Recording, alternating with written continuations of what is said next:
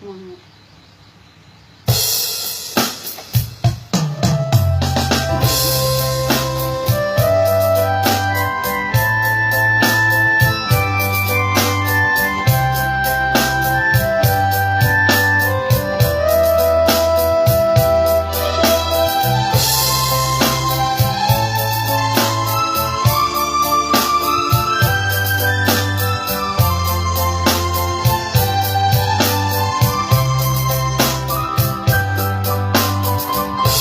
อ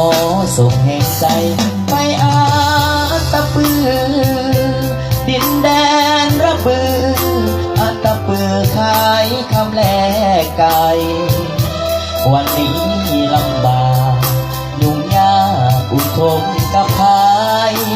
น้ำท่วมเมืองสนามใสสูญเสียไปทรัพย์สินชีวาสายเสไลล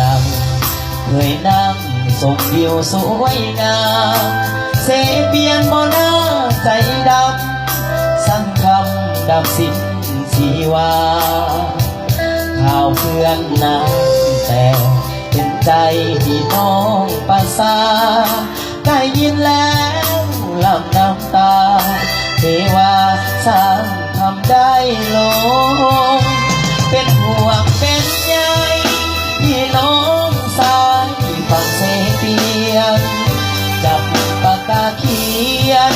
เป็นก่อนเสียงเพลงห้องส่งพี่น้องบ้านใหม่ที่ลาพวกสะอาดสมอ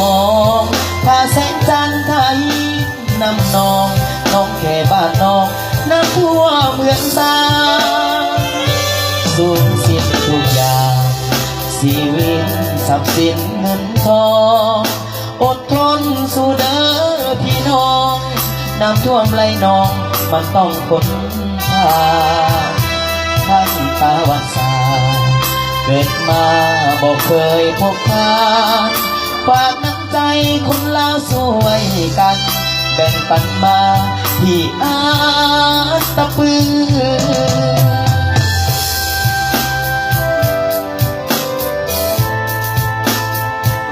ให้พี่น้องอาตะปือกันแล้วกันเด้อ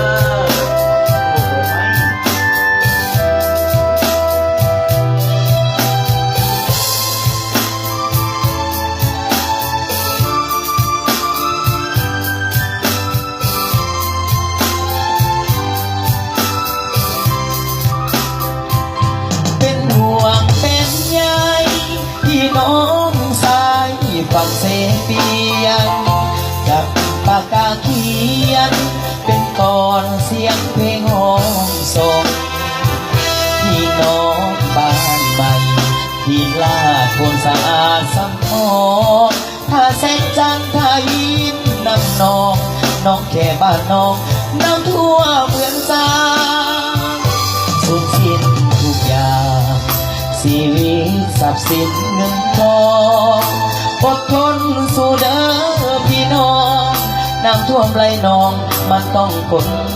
หาทั้งประวัติศาสตร์เกิดมาบอกเคยพบผ่านฝากน้ำใจคนลาวสวยกันแบ่งปันมาที่อาตะปือ